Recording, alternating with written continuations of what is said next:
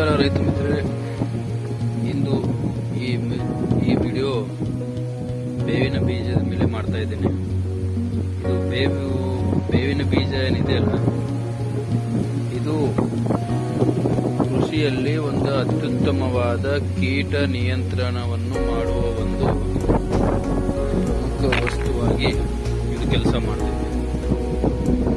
ಈ ಬೇವಿನ ಬೀಜನಲ್ಲಿ ಇರುವಂತಹ ಒಂದು ವಿಷಯ ಅಂದ್ರೆ ಕಂಟೆಂಟ್ ಇರ್ತದೆ. ಅದರಲ್ಲಿ ಅಜಾದಿರೆಕ್ಟಿನ್ ಎನ್ನುವಂತ ಒಂದು ವಿಷಯ ಇರ್ತೈತೆ. ಇದು ಕೀಟನಾಶಕವಾಗಿ ಬಹಳ ಅತ್ಯುತ್ತಮವಾಗಿ ಕೃಷಿಯಲ್ಲಿ ಕೆಲಸ ಮಾಡ್ತೈತಿ. ಆದ ಕಾರಣ ಎಲ್ಲ ರೈತರು ತಮ್ಮ ಬದುವಿನಲ್ಲಿ ಅಥವಾ ತಮ್ಮ ಹೊಲದಲ್ಲಿರುವಂತ ಬೇವಿನ ಗಿಡದ ಬೀಜಗಳನ್ನು ಈ ರೀತಿಯಾಗಿ ಶೇಖರಿಸಿ ಇಟ್ಕೋಬೇಕು. ತಮಗೆ ಒಂದು ವರ್ಷಕ್ಕೆ ಎಷ್ಟಾಗುತ್ತದೆ ಅಷ್ಟು ಬೇವಿನ ಬೀಜಗಳನ್ನು ಶೇಖರಿಸಿ ಇಟ್ಟುಕೊಂಡು ಇದನ್ನು ಹೇಗೆ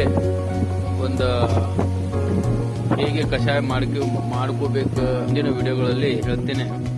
ಯಾಕಂದ್ರೆ ಇದು ಸೀಸನೇಬಲ್ ಆದಂತ ಒಂದು ವಸ್ತು.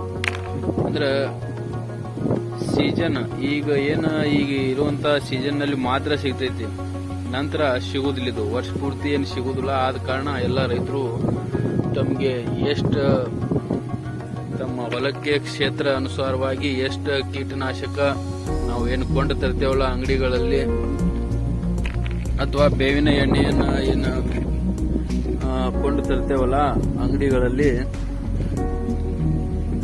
500, 1000 ಅಷ್ಟು ppm ಇಷ್ಟು ppm ಅಂತ ಏನು ಹೇಳಿ ನಾವು ಕೊಂಡು ತರ್ತೇವಲ್ಲ, ಅದು ಆ ಖರ್ಚು ಸಹ ಉಳಿತೈತೆ. ಆದ ಕಾರಣ ಎಲ್ಲ ರೈತರು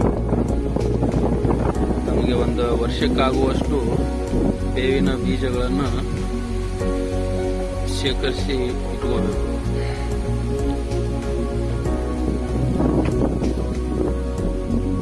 ಅಂದ್ರೆ ವರ್ಷ ಪೂರ್ತಿ ಬೇವಿನ ಎಲೆ ಇರ್ತದೆ, ಆದ್ರೆ ಇಷ್ಟ ಕಹಿಯಾಗಿ ಅಷ್ಟು ಎಲೆ ಇಷ್ಟ ಬೀಜದಲ್ಲಿರುವಂತ ಕಹಿ ಎಲೆಯಲ್ಲಿ ಇರುವುದಿಲ್ಲ.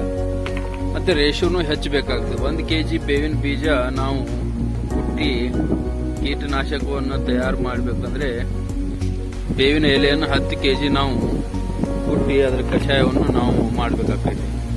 ಆದ ಕಾರಣ ತುಂಬಾ ಸುಲಭ. ಈ ಬೇವಿನ ಬೀಜದಿಂದ ಆಗುವಂತ ಲಾಭಗಳು ಅನೇಕ. ಆದ ಕಾರಣ ಎಲ್ಲ ರೈತರು ಇದು ಫ್ರೀ ಆಗಿ ಸಿಗ್ತೈತಿ, ನಮ್ಮ ಹೊಲದಲ್ಲಿ ಫ್ರೀ ಆಗಿ ಸಿಗ್ತೈತಿ. ಆದ ಕಾರಣ ಫ್ರೀ ಆಗಿ ಸಿಗುವುದು ಯಾವುದೇ ವಸ್ತುವಿಗೆ ಬೆಲೆ ಕೊಡುವುದಿಲ್ಲ ಮನುಷ್ಯ. ಅದಕ್ಕೆ ಅದರ ಒಂದು ಉಪಯೋಗವನ್ನು ಅರ್ಥ ಮಾಡಿಕೊಂಡು ರೈತರಾದವರು ಕೀಟನಾಶಕವಾಗಿರ್ಬೋದು ಅಥವಾ ಶಿಲೀಂಧ್ರನಾಶಕವಾಗಿರ್ಬೋದು ತಮ್ಮ ಹೊಲದಲ್ಲೇ ತಯಾರಿಸಿಕೊಂಡು ಉಪಯೋಗಿಸೋದ್ರಿಂದ ಹಣಾನು ಉಳಿತದೆ. ಮತ್ತೆ ಪರಿಸರ ಕೂಡ ನಾಶವಾಗುವುದಿಲ್ಲ, ಪರಿಸರಕ್ಕೆ ಹಾನಿ ಆಗುವುದಿಲ್ಲ. ಆದ ಕಾರಣ ಎಲ್ಲ ರೈತರು ನೈಸರ್ಗಿಕ ಕೃಷಿ ಅಥವಾ ಸಾವಯವ ಕೃಷಿ